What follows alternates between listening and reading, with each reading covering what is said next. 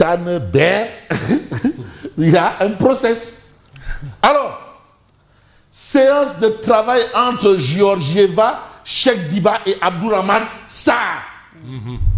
Parce que l'information, le lièvre a été levé par Thierry Louvac dans la matinale. Non, si, parce que l'avenue Pétavin, le locataire de l'avenue Pétavin, comme acte extraordinaire. Disons qu'on a accordé plus d'intérêt. Voilà. À l'affaire. Mais c'est ça du journalisme. Ah non. Mais l'information, la rareté, c'est ça. Oui. Bien sûr. Alors, séance de travail entre Georgieva, Cheikh Diba et Abdourahmane Sarr. Le FMI insiste, attention, qui paye, commande. Le FMI insiste, mais sur la vulnérabilité de la dette. C'est là-bas le débat, dette. C'est tout autour de ça. Tout est parti de là, et si ça coince, c'est ça. Parce qu'il y a eu des déclarations. Est-ce qu'on peut dire que ça a été des déclarations à l'emporte-pièce ou pas? De toutes les façons, ça a été des déclarations. La réunion de la commission des finances et du contrôle budgétaire consacrée à l'examen du projet de résolution en soutien au gouvernement sur la non-restructuration de la dette avait été reportée. Ça, c'est un fait. Reporté pourquoi? Plus que vraiment, la déclaration a été claire. Maintenant, à My Projet, il faut ajouter son projet. En France, c'est facile. Il n'y a pas encore d'alternative à la restructuration. C'est tout. C'est tout ce que ça veut dire. Il n'y a pas encore, là où nous parlons là, d'alternative à la restructuration. La séance plénière aussi, du jeudi 26 mars, a elle aussi été reportée. Donc jusque-là, le débat sur la restructuration demeure et reste entier. Pas vidé. Qui est fou? Demandez. Quand ça va pourrir, ça va sentir. Ça va sentir. Quand ça va pourrir, voilà, ça va sentir. Ne vous fatiguez même pas. Ça c'est Niakhamiz. Il y a une Niakhamisation. Rampante. Hein? Mam Singhi Sarr. Mam Singhi, c'est le mot Niakhabi là. Mam Singhi. Non, je vous assure. Mam Singhi Sarr, lui, c'est le cororet de Palmarin. Non, que Palmarin, c'est son titre foncier. Il faut vous montrer vraiment, s'il y a des gens qui ont Palmarin agricola, s'il y a des gens qui ont des ambitions de grâce griale, allez-y à Simal ou ailleurs. Alors, des discussions sont en cours en vue de la mise en place d'un nouveau programme économique. Ah ça, donc, le mois de juillet là, ça doit être clair. Hein? De toutes les façons, Mbir Bangok. Il y a paradoxe. Hein? Paradoxe. Il y a paradoxe. Oui. Si des discussions sont en cours en vue de la mise en place de nouveaux programmes, cela veut dire qu'on pourrait souscrire aux conditionnalités du FMI. Oui. Et rejeter les préconisations, entre guillemets, de Ousmane Sonko. Des prédictions. Des préconisations. Oui. Ou des prémonitions. Il écarte toute perspective de restructuration. Donc ça veut dire que est-ce qu'on ne pouvait pas effectivement aller vers la restructuration? Cela me rappelle Abdou Diouf qui disait il n'y aura jamais de dévaluation. Oui, absolument. Et pourtant, il y a une dévaluation. Une dévaluation. Parce qu'il ne pouvait y avoir que dévaluation. Ah, Bébangok, Abdou Diouf. Oui. Abdou Diouf, l'homme du moins d'État, mieux d'État. Fabrice, on n'est plus maître dans le dessin. Ah, dans ce cas. Mais comment on a fait pour en arriver à ça? Justement, c'est là la question. Autre chose, le FMI qui avait donc dit qu'il allait enquêter sur cette histoire de dette cachée ne nous a pas encore dit où est cachée cette dette. Mais qui doit dire où est cachée la dette? L'accusateur. En droit, on dit que toute personne qui porte des allégations doit au soutien des dites allégations. Ah non, mais il y a eu le rapport Bazar qui veut régler cette question-là quand même. Le rapport Bazar. Exactement, les conclusions sont sur la du gouvernement. Et aujourd'hui, qu'est-ce qu'on attend? That is the question. Non, demandez. Gars, ils font des gnolls, ils ont. Oui. Qui est fou? Nandite! Affaire de Nandite! Bouldog!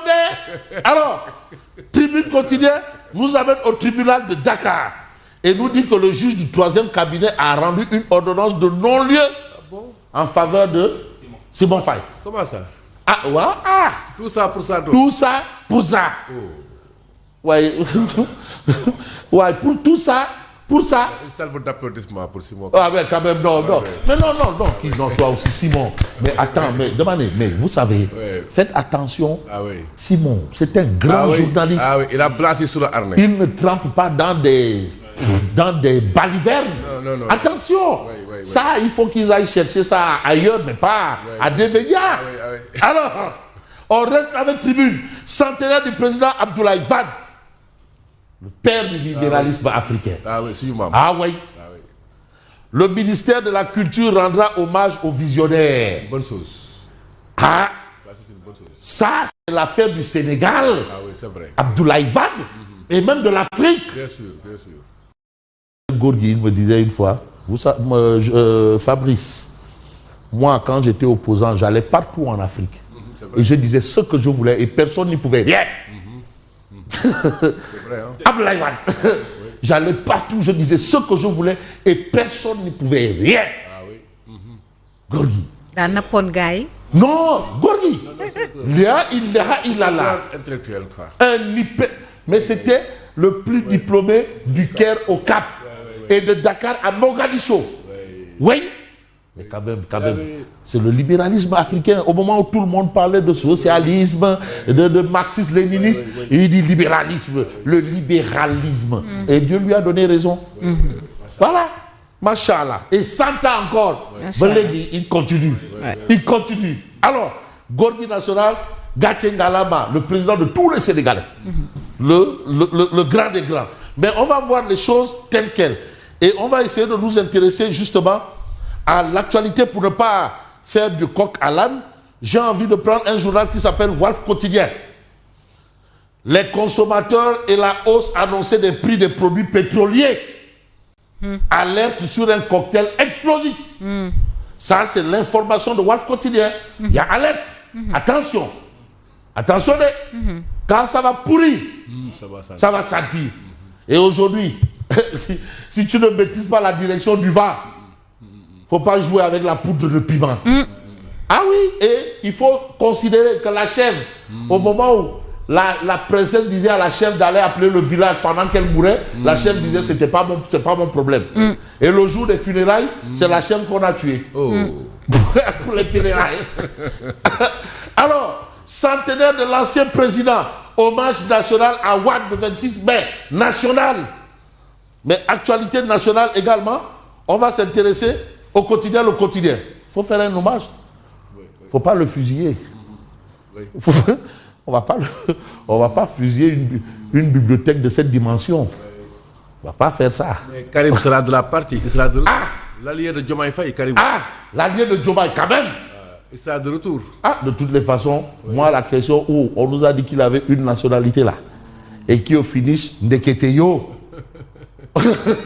Man, jusque-là, vraiment, non, vraiment, hein? Ndeketeyo. Ouais. Alors, le quotidien, pas de contrat de concession, mais c'est ça, ça a été le problème de la dernière présidentielle. Personne ne l'a empêché.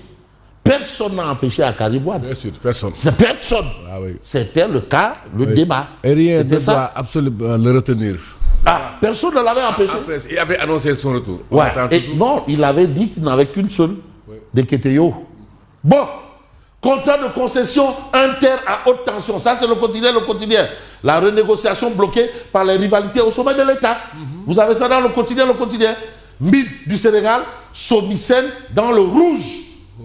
La Somicène dans le rouge, le DG de la Somicène est là. Avec un déficit persistant, la société risque le dépôt de bilan. Déjà, le DG et 4 cadres, bizarrement, paradoxe pour paradoxe, le DG et 4 cadres se partagent plus de 107 millions de francs CFA de salaire annuel. 107 millions. millions. Ça s'appelle quoi? Bamboula ou c'est pas de la bamboula? C'est pas de la bamboula. Ah, ça ressemble à la bamboula. Alors, enquête quotidienne, FMI Sénégal, entre jeu de dupes et statu quo. Après les révélations du Financial Times, les partis s'expliquent à Washington. Le gouvernement attendu sur la question des swaps et de la viabilité de la dette. Dette, quelle dette? Dette bi xale bu góor la wala xale bu jigéen la. Abdourahmane Sarr affiche son optimisme. Georgieva insiste encore sur la nécessité d'une gouvernance saine. Entre jeu de dupes et statu quo. Mais on ne va pas voter sans évoquer par exemple un autre journal qui en parle pour nous dire c'est l'exclusif. Ça ouais, ce n'est pas encore le printemps. C'est pas encore le printemps. Le Sénégal aux réunions annuelles du FMI et de la Banque mondiale. Ce n'est pas encore le printemps. Pas du tout le printemps. L'État joue gros sur la dette. Faute d'hirondelle. On n'a pas encore vu d'hirondelle. Oui, faute d'hirondelle. Ouais, c'est pas encore le faute d'hirondelle. Oui, c'est l'hirondelle qui fait le printemps. Non, mais attends, mais tu sais, on a des rues sans décombres. Hein? Ouais. Si on a des rues sans décombres, on peut avoir un printemps sans hirondelle. De toutes les façons, vous avez critique. Rencontre entre gouvernement et G7, plus de 21 heures de négociations sans accord. Ça, c'est ce que relève critique.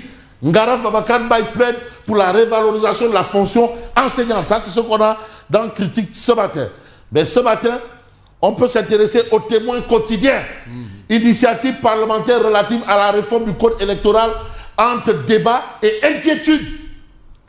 Le spectre d'une promulgation sans le chef de l'État, Théodore Chérif Monteuil, qui déclare la démarche empruntée pour créer des amalgames. C'est ce qu'il relève. Ndiaga Sylla annonce une réforme faite sur mesure. Mais on ne va pas dire au fur et à mesure, mais nous allons mesurer quand même les tenants et les aboutissants avec le Dakarois quotidien. Réforme des articles L29 et L30, choc des ambitions entre la présidence et l'Assemblée nationale, le bras de fer. Et ce que moi je crois comme dur comme fer, c'est de vous dire merci et bonne continuation. Merci beaucoup Lucia, à tout à l'heure pour la revue de presse et tout de suite nous allons passer au journal.